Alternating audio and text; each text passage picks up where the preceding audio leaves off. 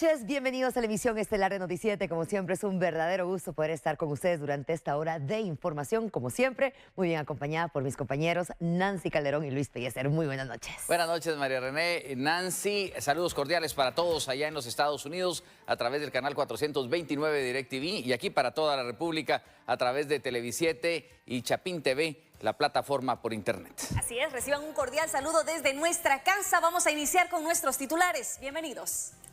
Vamos a tener de inmediato la información más importante, no sin antes destacar la probabilidad, Nancy, María René, de lluvia todavía para esta semana. Ese es el pronóstico que hoy, empezando la semana, ha destacado el INSIBUME. No termina todavía la temporada de invierno, de hecho, hoy hubo algunas regiones lluviosas. Y cabe pues el momento de resaltar la responsabilidad que tenemos que tener, no solamente con los más pequeños, con las personas de la tercera edad, por las lluvias, que también sabemos que esta parte final del año son problemas bronquiales, pulmonares y demás, sino que también los automovilistas. Sabemos que por lo mismo que está ocurriendo en las lluvias, tenemos que seguir teniendo muchísima precaución, ser ordenados. Hay pues un tinte que hemos visto últimamente, de verdad, de muchos accidentes que se han dado derivado de las lluvias. Y yo quiero destacar, Nancy, el tema de precisamente de la entrada del Frente Frío. Y hoy se conjuga con que el Ministerio de Salud ha dicho que ya no más mascarilla en los establecimientos educativos. El que quiere se la pone y el que no, no. Pero hay que seguir precisamente lo que decía María René, teniendo estos cuidados, ¿no? En efecto, una responsabilidad de cada quien y pues a cuidarse es la recomendación que realizan como siempre los expertos. Ahora sí, iniciamos con esta emisión. Honda, súbete a las alas de tu moto Honda. Presentan los titulares de Noti7.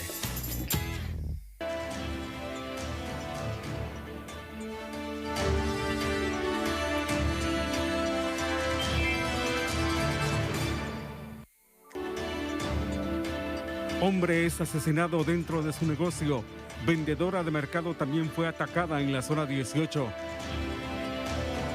3.000 migrantes indocumentados han sido expulsados del país tan solo en octubre. Seguridad fronteriza se refuerza ante más grupos de migrantes. Mascarilla ya no será obligatoria para alumnos de establecimientos educativos públicos y privados. Deudos que no pudieron despedir a sus seres queridos fallecidos por COVID-19 podrán llevar ofrendas florales por primera vez a Camposanto. Comisión de Finanzas del Congreso emite dictamen favorable a proyecto de presupuesto para 2023. Rusia intensifica ataques contra capital ucraniana usando drones suicidas de fabricación iraní.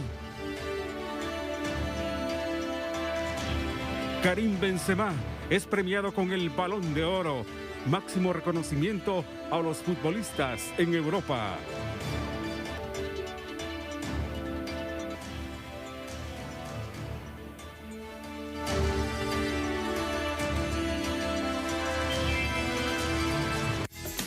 Honda, súbete a las alas de tu moto Honda. Presentaron los titulares de Noti7.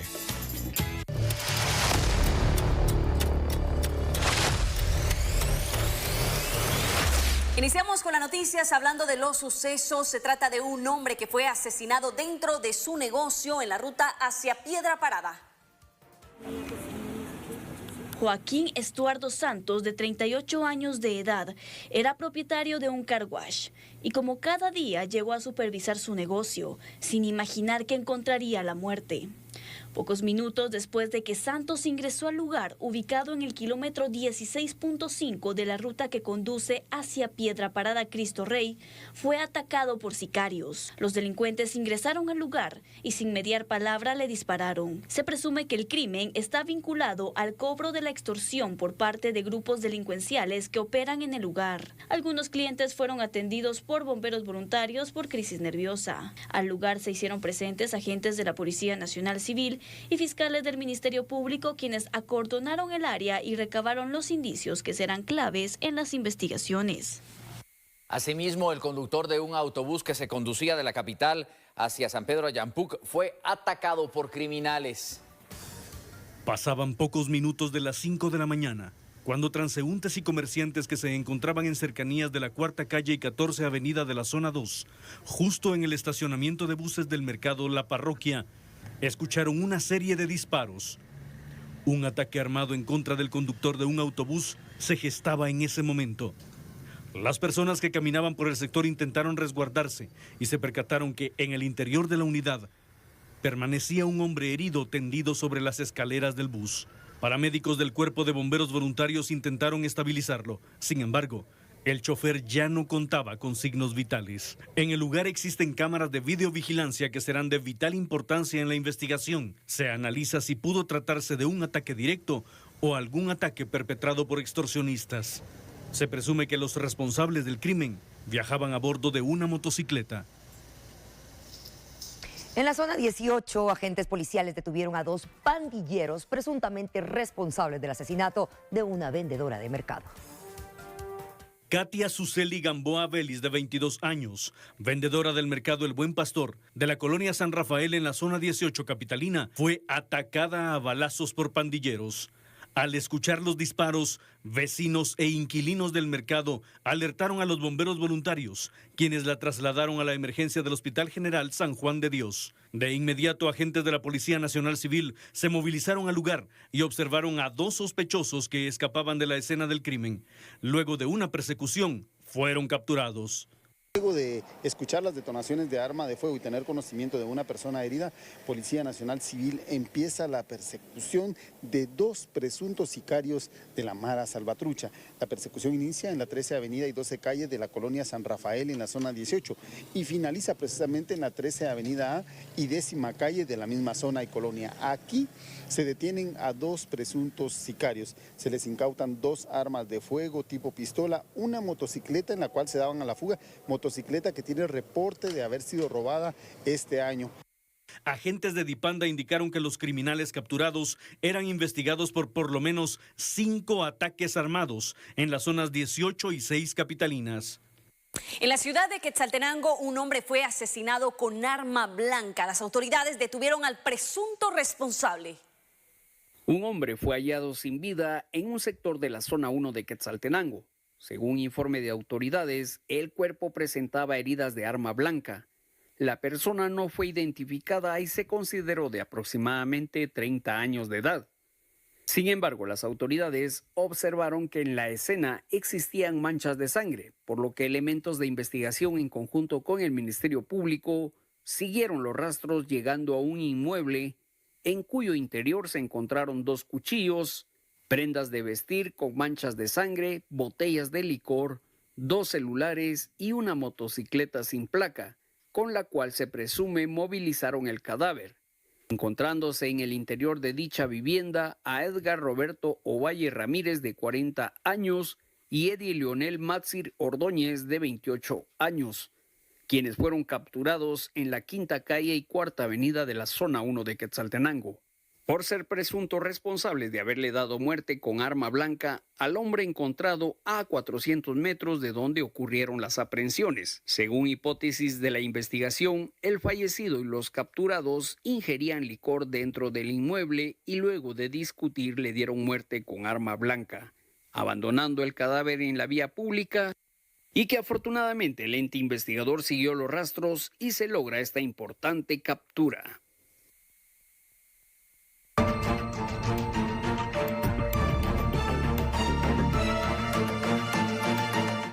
Este martes 18 de octubre, la FESI pedirá que Otto Pérez Molina y Roxana Valdetti sean declarados culpables en el juicio por defraudación aduanera La Línea. El 17 de enero de 2022, las juezas del Tribunal B de mayor riesgo iniciaron el debate oral y público del caso La Línea. Según la investigación de la Fiscalía Especial contra la Impunidad del Ministerio Público, un ex binomio presidencial, 2 ex jefes de la Superintendencia de Administración Tributaria, un ex intendente de aduanas y particulares integraron una organización criminal que hizo cobros ilegales en 3 aduanas del país. La pesquisa agregó que los procesados obtuvieron de forma ilícita varios millones de quetzales a través de los cobros irregulares que llamaron La Línea. Resultados de extracción de la compu ECO, en el cual se registraban las colas o colochas que cobraba la línea por el servicio que brindaba a los importadores que solicitaban adherirse a la misma. La fiscal del caso, Leslie Rosales, aseguró que necesita 4 horas máximo para finalizar con la presentación de sus conclusiones, en las cuales pedirá diferentes años de cárcel en contra de los acusados. Entonces consideramos que el día de mañana aún va a estar la fiscalía en el ejercicio de su derecho, solo si la licenciada fuera tan amable, si le es posible, indicarnos aproximadamente cuánto tiempo más van a durar sus conclusiones, por favor. Claro, juez presidente, esta representación considera que unas 3 horas a 4 horas y a lo máximo para poder culminar. El juicio se ha desarrollado por 9 meses. Durante este tiempo se presentaron las evidencias y se escucharon testigos y peritos. El caso está en su fase final. Sin embargo, las juezas indicaron que no hay una fecha exacta para la lectura de la sentencia.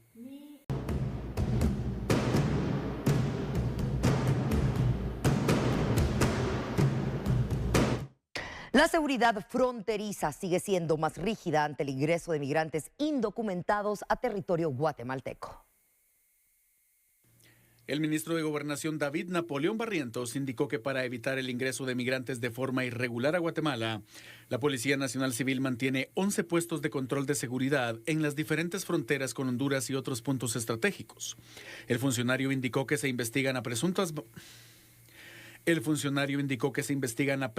bandas de coyotes dedicadas al tráfico de personas, que están movilizando por todos los medios de transporte en territorio guatemalteco a migrantes de Venezuela, Colombia, haitianos, cubanos y centroamericanos. Hay varias investigaciones sobre estructuras que se dedican a la trata de personas. El Estado de Guatemala está respondiendo de manera seria, de manera responsable, pero muy firmes en no permitir que estas caravanas pasen a territorio guatemalteco. Según estadísticas de la PNC, en lo que va del presente año, más de 17,000 migrantes de diferentes nacionalidades han sido expulsados del país.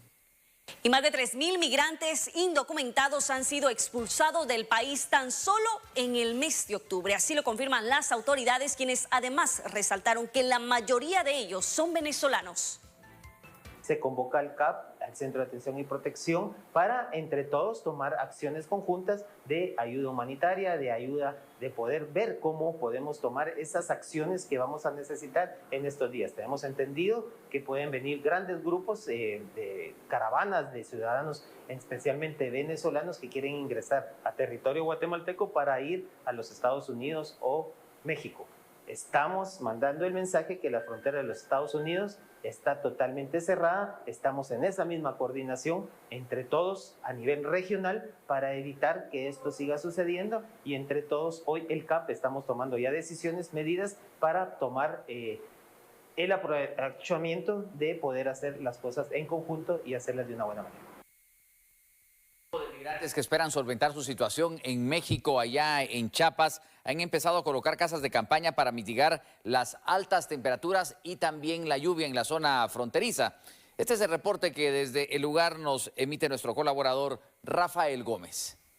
Hola, ¿qué tal? Qué gusto saludarlos desde la costa de Chiapas, de donde les informamos que en la frontera de México continúa el flujo de migrantes que busca llegar a los Estados Unidos. Sin embargo, en los diferentes municipios de esta región de Soconusco, algunos de ellos han encontrado una alternativa para poder refugiarse de las altas temperaturas. Y es que les doy a conocer que mientras esperan arreglar su situación migratoria, muchos de los migrantes han establecido casas de campañas en las diferentes plazas y parques de la ciudad, así como en Tapachula, precisamente para poder protegerse de las condiciones meteorológicas. Y es que hay que destacar que dentro de los migrantes se encuentran familias completas, niños que debido al frente frío pues están teniendo complicaciones. Es por ello que piden a las autoridades agilizar sus trámites migratorios, precisamente como medida de prevención, debido a que las condiciones meteorológicas y a las condiciones precarias en las que se encuentran en esta región del Soconusco son bastante complicadas. Así el panorama con el flujo migratorio en la costa de Chiapas. Yo regreso con ustedes al estudio.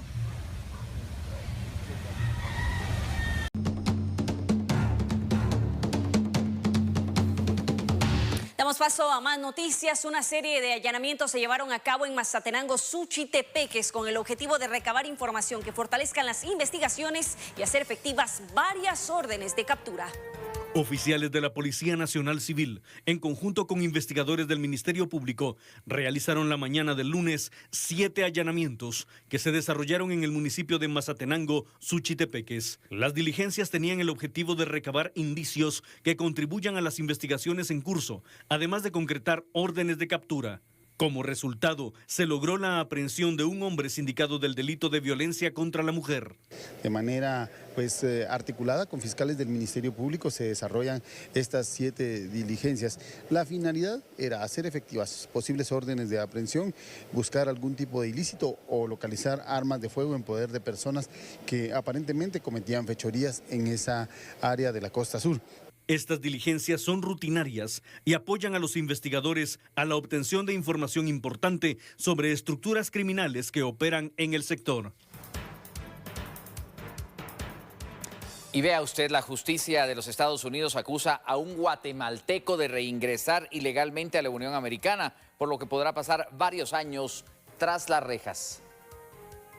La oficina del fiscal de los Estados Unidos para el Distrito Medio de Pensilvania anunció que Luis Fernando Escalante, de 43 años, originario de Huehuetenango, fue acusado por un gran jurado federal por cargos de reingreso ilegal. Según el fiscal federal Gerald Karam, la acusación formal señala que el 5 de mayo de 2021, Escalante fue expulsado de los Estados Unidos a través del puesto de Santa Teresa, Nuevo México, rumbo a Guatemala, pero volvió a ingresar sin recibir autorización legal.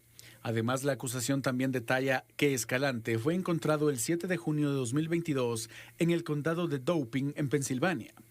El caso fue investigado por el Servicio de Inmigración y Control de Aduanas, ICE por sus siglas en inglés, y el Departamento de Policía de Sguatara. La pena máxima según la ley federal por este delito es de 2 años de prisión y un periodo de libertad supervisada después del encarcelamiento, junto a una multa.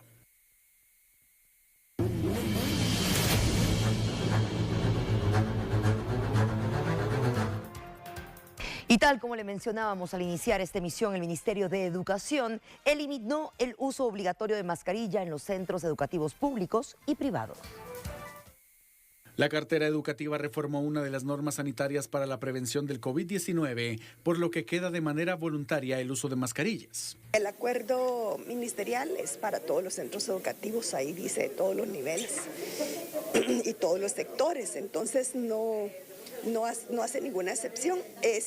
Las vacunas pues están ahí disponibles, los maestros, tenemos un 96% de maestros vacunados con su esquema completo. La vacuna también es voluntaria y el uso de la mascarilla también es voluntario. Así es de que la decisión ya la tomará cada uno de los padres de familia. Se espera para el próximo año un retorno completo a las clases presenciales. Algunos niños tienen problemas de salud, pues nosotros respetamos las decisiones de los padres de familia y las instrucciones que el médico de cabecera pueda dar a los niños. Así es de que estamos ya en ese sentido y con el acompañamiento del Ministerio de Salud tomando ese tipo de decisiones. Esperamos el regreso a clases presenciales el próximo año, ¿verdad? Como debería de ser ya los salones con los cupos normales de atención a los estudiantes. Los cementerios públicos de la capital guatemalteca estarán abiertos para el Día de Todos los Santos, lo que significa que los deudos de quienes fallecieron a causa de la pandemia podrán visitar el sepulcro de sus seres queridos, a quienes en muchos casos no pudieron despedir. En el cementerio La Verbena se encuentra un área destinada para el entierro de personas por causas del COVID-19 y en el marco del Día de Todos los Santos, por primera vez, se habilitará para que sea visitada por familiares o amigos.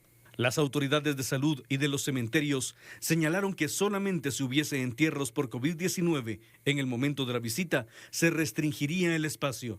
De lo contrario, podrán adornar y visitar las tumbas de quienes murieron por la enfermedad. Se espera que solo en los 4 cementerios nacionales de la capital haya afluencia de 1,5 millones de personas desde el 29 de octubre hasta el 2 de noviembre. El ingreso será libre. Sin embargo, no se permitirá ingresar ni ingerir alimentos o cualquier tipo de bebida dentro de los camposantos. El ingreso será peatonal y están prohibidas las ventas. Por otro lado, se instalarán clínicas móviles y habrá presencia de socorristas, agentes de seguridad de la Policía Nacional Civil y del Ejército.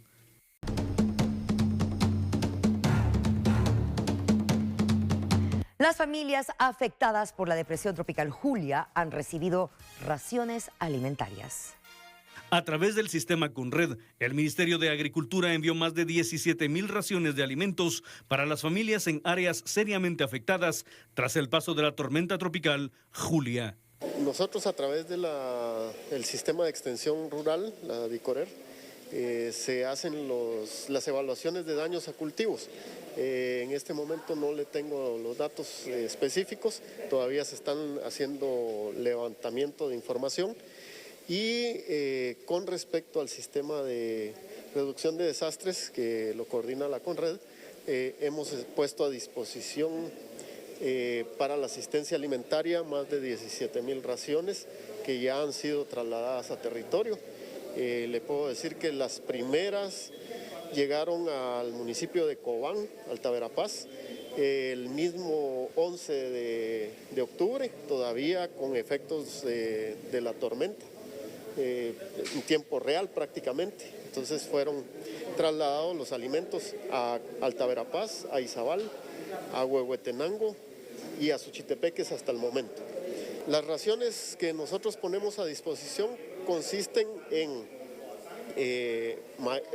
harina de maíz nixtamalizada, frijol, arroz, aceite vegetal, avena y azúcar. Las autoridades señalaron que en el Centro de Operaciones de Emergencia continúa realizándose barridos para identificar a más damnificados en los departamentos de Izabal, Alta Verapaz, Huehuetenango, Suchitepeques, entre otros.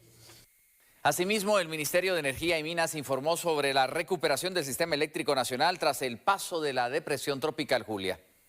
Según Alberto Pimentel, ministro de Energía y Minas, se ha logrado la recuperación del sistema eléctrico nacional afectado por el paso del fenómeno meteorológico Julia. La declaratoria de emergencia del Sistema Nacional Interconectado vence el día de hoy y pues podemos informarle a los guatemaltecos que la recuperación de la red se logró en tiempo récord.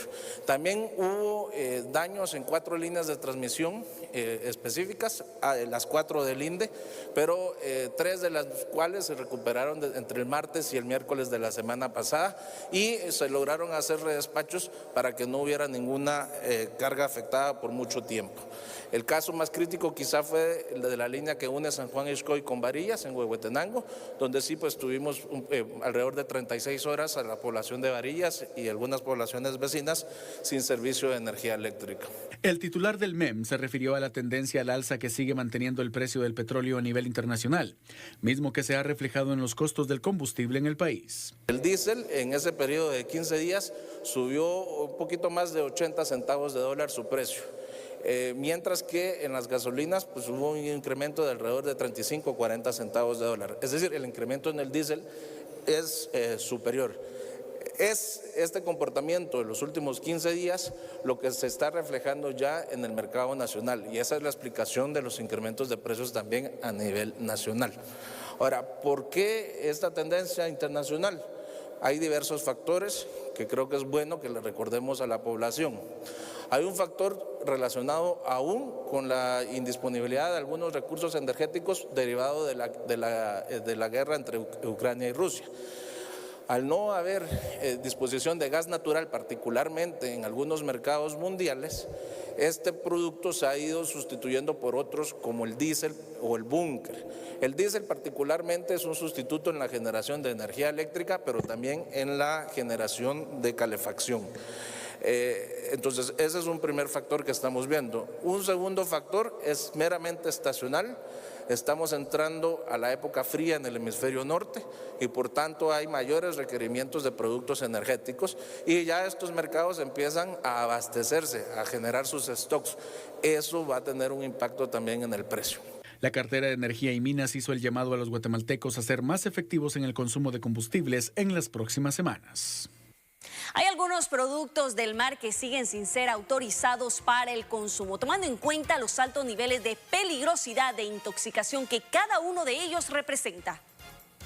Desde mayo se emitió el Acuerdo Ministerial 140-2022 del MAGA, que señala la veda de moluscos bivaldos, como mejillones, conchas, ostras y almejas por el riesgo de intoxicación.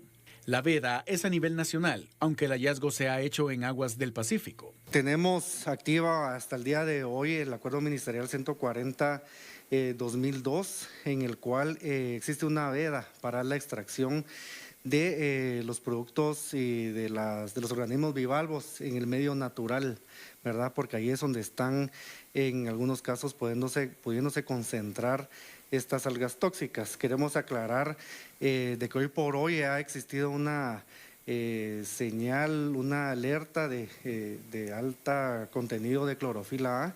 Eso lo que nos indica es, a nosotros nos da la tarea para poder ir a muestrear moluscos en las áreas donde hay alta concentración y determinar en ciertos momentos si nuevamente hay altas concentraciones de saxitoxina, para lo cual el Ministerio de Agricultura y la Dirección de Pesca estarán emitiendo una alerta de no consumo de este tipo de organismos. En cambio, sí pueden consumirse los camarones, pescado, pulpo y otro tipo de producto proveniente del mar. La veda de estos moluscos bivaldos seguirá hasta que estudios establezcan que es seguro su consumo.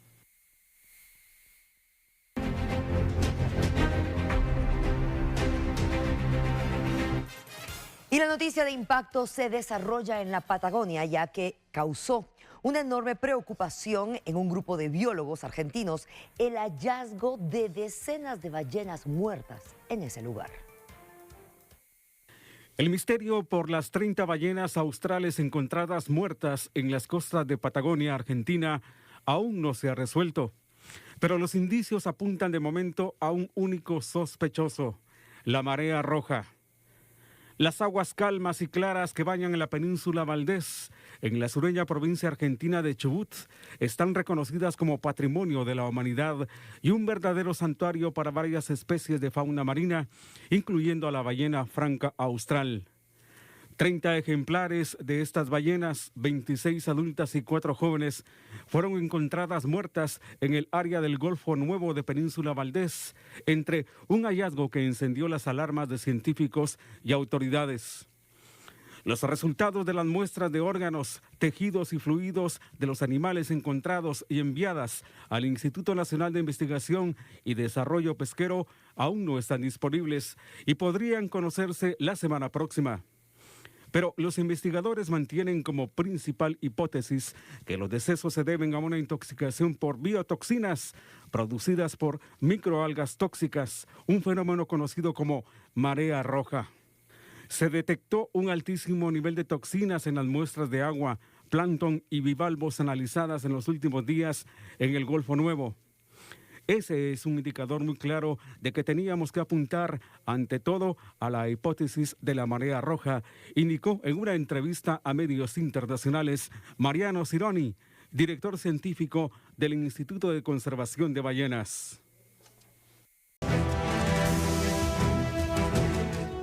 Tenemos más información de interés para todos ustedes. Integrantes de la Comisión de Finanzas del Congreso de la República emitieron dictamen favorable ya al presupuesto del próximo año. Tras un mes de audiencias y luego de escuchar a 130 instituciones y organizaciones integrantes de la Comisión de Finanzas Públicas del Congreso, emitieron dictamen favorable al proyecto de presupuesto 2023. Integrantes de esta sala de trabajo establecieron un monto de 113.931.7 millones de quetzales, lo que representa un aumento de 1.636.7 en comparación con el techo presupuestario presentado por el Ministerio de Finanzas, que ascendía a 112 millardos de quetzales. El dictamen contó con 17 votos a favor y 1 en contra. El Pleno del Congreso tiene hasta el 30 de noviembre para aprobar el plan de gastos. Sin embargo, podría ser este miércoles cuando se conozca en la sesión plenaria. En el caso de salud, se asigna presupuesto para el programa de recuperación de la salud con 4.000 millones. En el caso de la seguridad pública, es importante reconocer que se asignaron 5.500 millones. En el caso de comunicaciones, 2.184, en el Ministerio de Comunicación 22.000 millones, que equivalen a 11.000 millones para las instancias de educación primaria, en el Ministerio de Salud Pública y otros ministerios, 8.000 millones, y lo más importante del presupuesto son los recursos derivados a los mandatos constitucionales y las leyes ordinarias que suman 37.000 millones, que incluyen al organismo judicial, Ministerio Público, Corte Constitucional, la Universidad de San Carlos, la Contraloría General de Cuentas, las municipalidades y el Consejo de Desarrollo Departamental.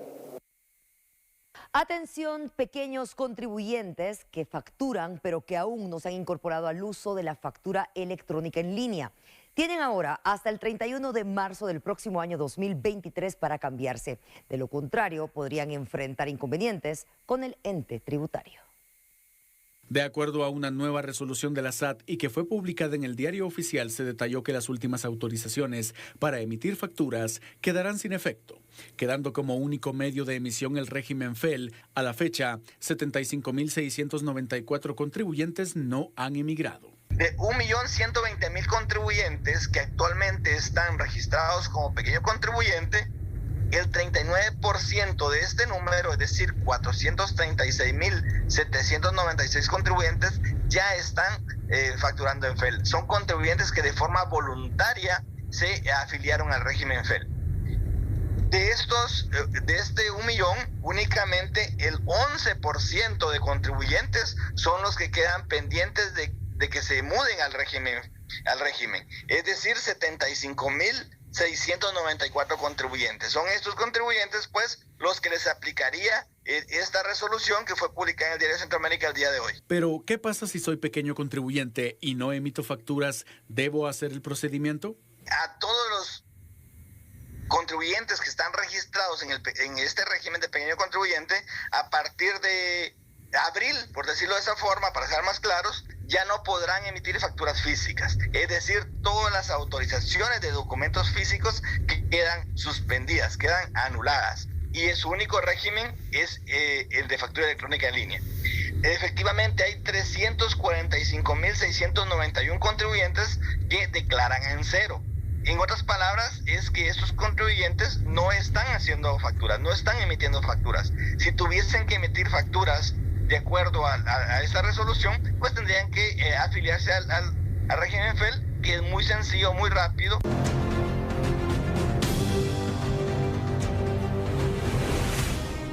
Y en las noticias internacionales, los candidatos presidenciales en Brasil se vieron a cara en televisión nacional y se enfrentaron de tal manera que Bolsonaro y Lula debatieron en vivo y utilizaron el encuentro para acusarse mutuamente.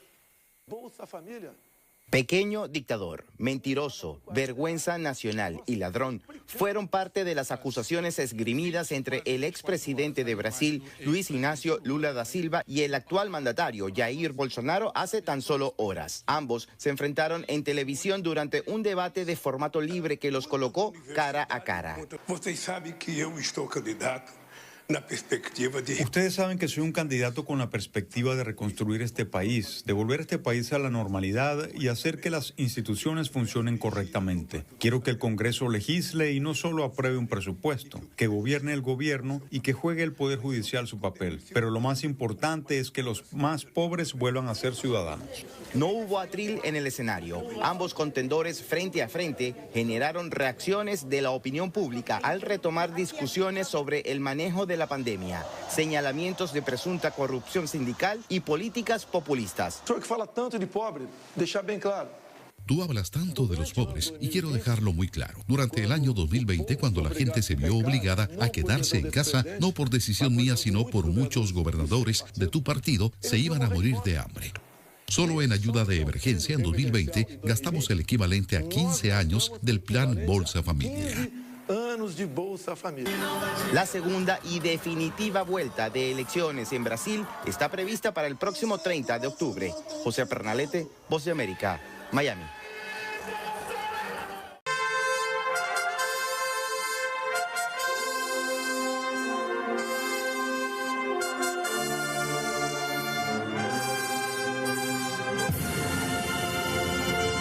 Ha llegado el momento de concluir con esta emisión noticiosa y lo hacemos, por supuesto, con temas especiales.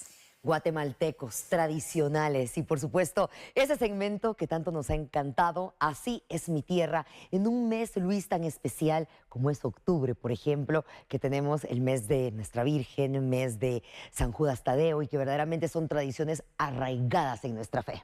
Sin lugar a dudas, María René y Nancy, y muchos han sido los que han llegado hasta la Basílica del Rosario para visitar a Nuestra Señora durante lo que ha transcurrido de este mes. Pero justamente ahí dentro, Alejandro Esquite, pues surge la idea y la pregunta del dato histórico, de lo cual pues hoy seguramente ampliaremos un poco más en el segmento Así es mi tierra. Así que Alejandro, bienvenido y buenas noches. Con esto nosotros también nos vamos despidiendo, pero invitándoles para que se queden con estos datos tan importantes, Alejandro. Nancy, María, Luis, qué gusto poder estar con ustedes, efectivamente, y es que, como bien mencionaba Luis, cada que llegamos a la Basílica tratamos de conocer la historia, y es que son más de 200 años de antigüedad, y es por ello que la Basílica de Nuestra Señora del Rosario es el joyero que resguarda a la patrona de Guatemala, y en esta oportunidad, aquí en Así es mi tierra, conoceremos más sobre la construcción de este templo, y aunque no sea una receta de cocina, incluye miel, huevo y leche. Ponga mucha atención porque también recordaremos uno de los eventos trascendentales de la religiosidad popular en Guatemala, la coronación de la Virgen del Rosario como patrona de Guatemala. Con esto lo dejamos, que descanse y lo esperamos mañana en punto de las 10 de la noche.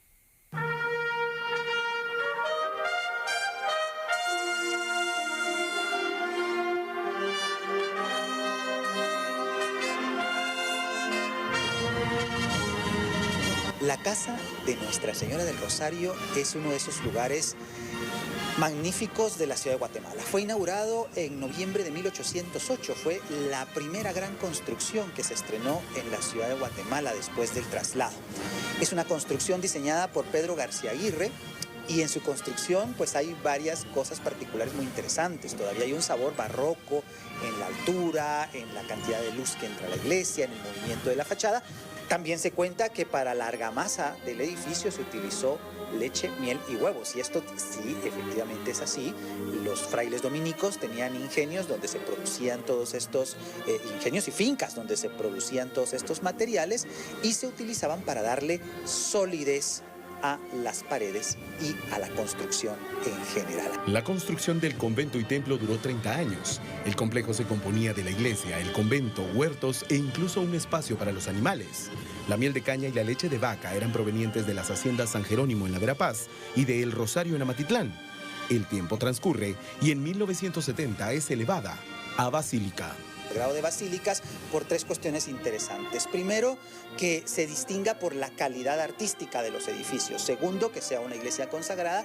Y tercero, que sea una iglesia que reúna a una gran cantidad de fieles. En el caso de Santo Domingo se cumplían dos de los requisitos. La iglesia no estaba consagrada, pero se hace una dispensa y la iglesia se consagra el mismo día que se eleva a basílica. Esto quiere decir que en la iglesia de Santo Domingo, pues además de ser una parroquia, además de ser la titular de este santo querido por los guatemaltecos y por todo el mundo, se convierte en un centro especial de veneración ligado a la Basílica de Santa María la Mayor de Roma con el título de Nuestra Señora del Rosario. La historia se ha escrito dentro de los muros de Santo Domingo, Casa de la Virgen del Rosario, patrona de Guatemala desde la década de 1630. En 1931, el Papa Pío XI decreta su coronación pontificia, un honor reservado para pocos. Entre el fervor de los capitalinos, quienes incluso agotaron las bombillas y el papel crepé para decorar el camino de su soberana. El acto se celebró 3 años más tarde, un 28 de enero de 1934. En primer lugar, es de mencionar que fue la primera imagen con coronación pontificia, con bula pontificia, ejecutada por el Papa Pío XI en el año de 1934. Se da ese acto como tal, un 28 de enero, porque es ante esta bula pontificia que se le rectifica nuevamente el título como Madre, Reina y Patrona de la República de Guatemala, y justamente en ese momento se le coloca como símbolo que se añade a su iconografía el cetro que hoy por hoy sigue utilizando Nuestra Señora en sus manos como símbolo de reina. Cuenta la historia también que dentro de esta magnificencia de recibimientos fue tal la cantidad de iluminación que se colocó al paso del cortejo procesional en el frontispicio de Catedral y en el frontispicio de la Basílica, que los bombillos de aquella época se quedaron escasos y pues tuvieron que esperar varias semanas para que volviera a venir una nueva embarcación. La imagen tiene una histórica y bella colección de ajuares. El más antiguo podría datar de 1866.